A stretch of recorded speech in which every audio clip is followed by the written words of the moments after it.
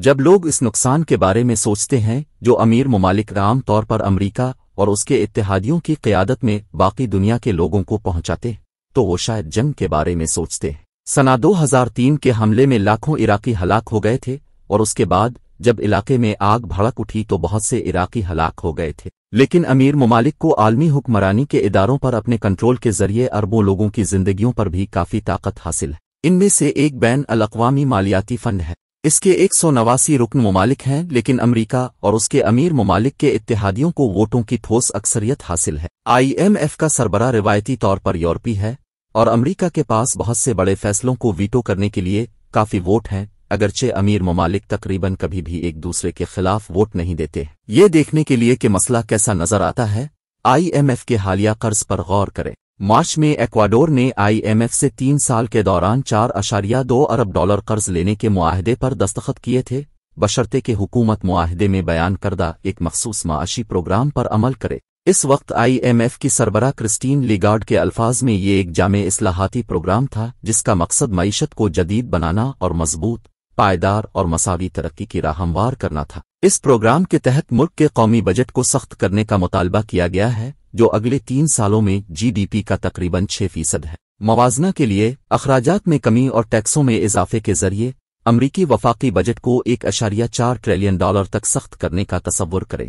Ecuador میں اس میں سرکاری شعبے کے ہزاروں ملازمین کو برطرف کرنا، ٹیکسوں میں اضافہ کرنا جو غریب لوگوں پر غیر متناسب طور پر پڑتا ہے، اور عوامی سرمایہ کاری میں کٹوتی کرنا شامل ہے۔ اس بڑے مالیاتی سختی کا مجموعی اثر معیشت کو کساد کی طرف دھکیلنا ہوگا۔ IMF کا تخمینہ اگلے سال تک نسبتاً ہلکی کساد کا ہے، لیکن امکان ہے کہ یہ کہیں زیادہ گہرا اور طویل ہوگا، جیسا کہ اکثر IMF پروگراموں کے ساتھ ہوتا ہے۔ بے روزگاری بڑھے گی، یہاں تک کہ IMF پروگرام کے تخمینے بھی اس بات کو تسلیم کرتے ہیں، اور اسی طرح غربت بھی بڑھے گی۔ ایک وجہ یہ ہے کہ یہ IMF کے منصوبوں سے کہیں زیادہ بدتر ہوگا کیونکہ یہ پروگرام ان مفروضات پر منحصر ہے جو قابل اعتماد نہیں ہے۔ مثال کے طور پر IMF نے پیش گوئی کی ہے کہ 5-4 کے لیے معیشت میں $5.201 بلین GDP کا تقریباً 2022% کی خالص غیر ملکی نجی شعبے کی آمد ہوگی، لیکن اگر ہم گزشتہ 3 سالوں پر نظر ڈالیں تو $16.5 بلین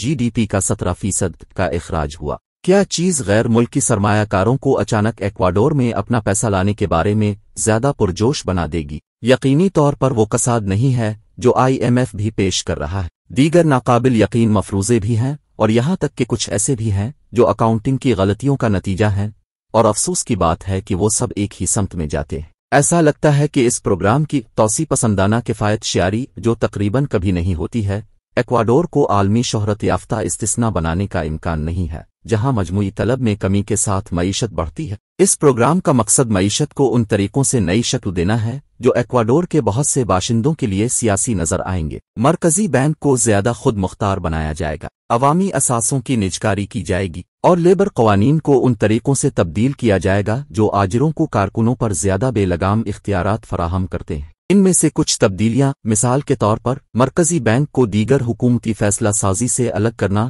معاشی بحالی کو اور بھی مشکل بنا دے گا۔ یہ سب کچھ ایک ایسی حکومت کے تحت ہو رہا ہے جو 2017 میں تسلسل کے پلیٹ فارم پر منتخب ہوئی تھی، جو پچھلی دہائی کی سیاسی اصلاحات کو ختم کرنا چاہتی۔ معاشی اور سماجی اشاریوں کے لحاظ سے یہ اصلاحات کامیاب رہیں۔ غربت میں 38% اور انتہائی غربت میں 47% کمی آئی۔ سرکاری سرمایہ کاری و بشمول ہسپتالوں، اسکولوں، سڑکوں اور بجلی معیشت کے 1% کے طور پر دگنی سے زیادہ ہے، لیکن سابقہ حکومت ایک بائیں بازو کی حکومت تھی جو امریکہ سے زیادہ آزاد تھی۔ مثال کے طور پر وہاں امریکی فوجی اڈے کو بند کر کے اس بات کا اندازہ لگایا جا سکتا ہے کہ ٹرمپ انتظامیہ اب ایکواڈور میں نہ صرف IMF کے $4.2 ارب کے قرض کے ذریعے بلکہ واشنگٹن میں قائم عالمی بینک اور بین الامریکی ترقیاتی بینک جیسے متعلقہ کثیر الجہتی اداروں سے بھی $6 ارب کی زبردست طاقت حاصل کر چکی ہے۔ یہ ایکواڈور کی سالانہ GDP کا تقریباً 10% ہے، امریکہ میں $2.1 ٹریلین سے زیادہ کے برابر۔ دراصل ہمیں زیادہ تصور کرنے کی ضرورت نہیں ہے کیونکہ نئے صدر لینن مورینو نے خطے میں ٹرمپ کی خارجہ اور اقتصادی پالیسی کے ساتھ خود کو ہم آہنگ کیا ہے۔ اس کے ساتھ ہی ان کی حکومت اپنے صدارتی پیشرو رافیل کوریا پر گزشتہ سال جھوٹے الزامات عائد کر کے ان پر ظلم کر رہی ہے کہ انٹرپول بھی بین الاقوامی وارنٹ کا احترام نہیں کرے گا۔ سابق وزیر خارجہ ریکارڈو پیٹینو کے معاملے میں حزب اختلاف کے دیگر رہنما غیر قانونی طور پر حراست سے بچنے کے لیے ملک سے فرار ہو گئے ہیں، کیونکہ انہوں نے ایسی تقریر کی تھی جو حکومت کو پسند نہیں تھی۔ کیونکہ واشنگٹن اس نصف کرہ کے لیے IMF کی فیصلہ سازی کو کنٹرول کرتا ہے، لہذا ٹرمپ انتظامیہ اور فنڈ سیاسی جبر کے ساتھ ساتھ ایکواڈور کو اس طرح کی معیشت اور سیاست میں تبدیل کرنے کی وسیع تر کوشش میں ملوث ہیں جو ٹرمپ اور پومپیو دیکھنا چاہتے ہیں، لیکن ایکواڈور کے زیادہ تر باشندوں نے واضح طور پر ووٹ نہیں دیا۔ یہ سب اس سے بھی زیادہ وجوہات فراہم کرتا ہے کہ IMF میں سنجیدہ اصلاحات کی ضرورت کیوں ہے، جس کا آغاز اسے ایک کثیر الجہتی ادارہ بنانے سے ہوتا ہے،